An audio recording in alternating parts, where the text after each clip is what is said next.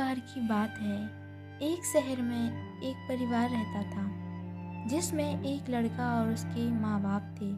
वह बहुत अमीर तो नहीं थे, लेकिन उनमें प्यार बहुत था।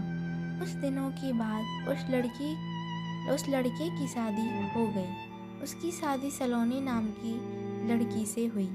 वह बहुत लालची थी। वह अपने पति को किसी भी पार्टी में जाने के लिए बार बार नए कपड़े और गहने लाने को बोलती थी। उसके पति ने उसको समझाया कि अपने बराबरी वालों से ही दोस्ती करना चाहिए। अगर तुम महीने में 10 बार किसी पार्टी में जाओगी तो तुमको हर बार नए कपड़े और गहने कौन दिलाएगा।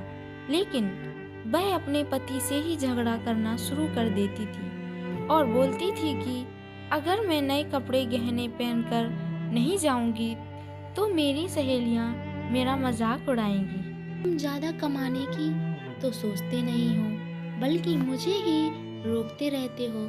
इसके बाद वह अपनी सास के पास गई और बोली, माँ जी, आप मुझे अपने गहने दे दीजिए, मुझे किसी पार्टी में पहनकर जाना है। उसकी सास हैरान होकर बोली, हमारे समय में बहू अपनी सास को गहने रखने के लिए देती थी, लेकिन तू मुझसे ही गहने मांग रही है। उसकी इन हरकतों से सारा परिवार दुखी था। एक दिन सलोनी की सहेली शिल्पा घर आई। उसने सलोनी की सास से सलोनी के बारे में पूछा। उन्होंने बताया कि सलोनी पार्टी में गई है। शिल्पा ने सलोनी की सास से पूछा, आप इतनी दुखी क्यों दिख रही हैं? तब उन्होंने सारी बात बताई कि सलोनी किस तरह बार बार नए गहने और कपड़े की डिमांड करती है और सारे पैसे इन पर ही खर्च कर देती हैं। वह शिल्पा से पूछती है कि ज़्यादा ज़रूरी क्या है, रोटी या दिखावा।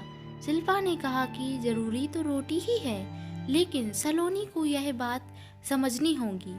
सलोनी की सास ने पूछा, वह कैसे? इसके बाद शिल्पा ने कहा, देखते जाइए। शिल्पा ने अपने जितने भी गहने और नए कपड़े थे सब लाकर सलोनी के घर रख दिए और उनका सारा राशन और फर्नीचर लेकर अपने घर चली गई। जब सलोनी घर आई तो अपनी अलमारी में नए गहने और कपड़े देखकर बहुत खुश हुई।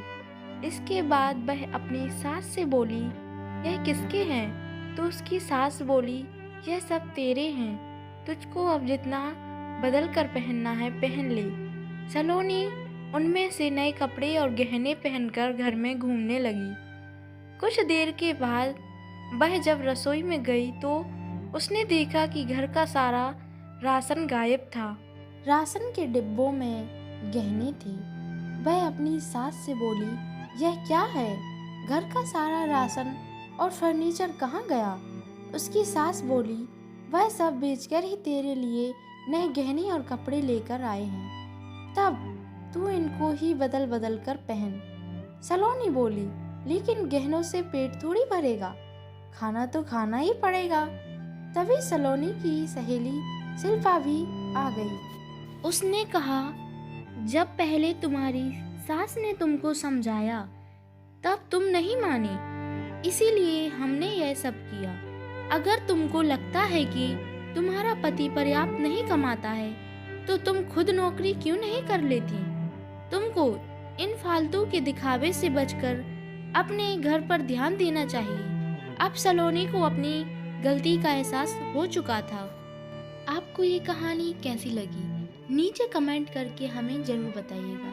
अगर आपको ये कहानी पसंद आई हो तो अपने दोस्तों के साथ शेयर ज़रूर करें और ऐसी ही प्यारी कहानियाँ सुनने के लिए हमारे YouTube चैनल को सब्सक्राइब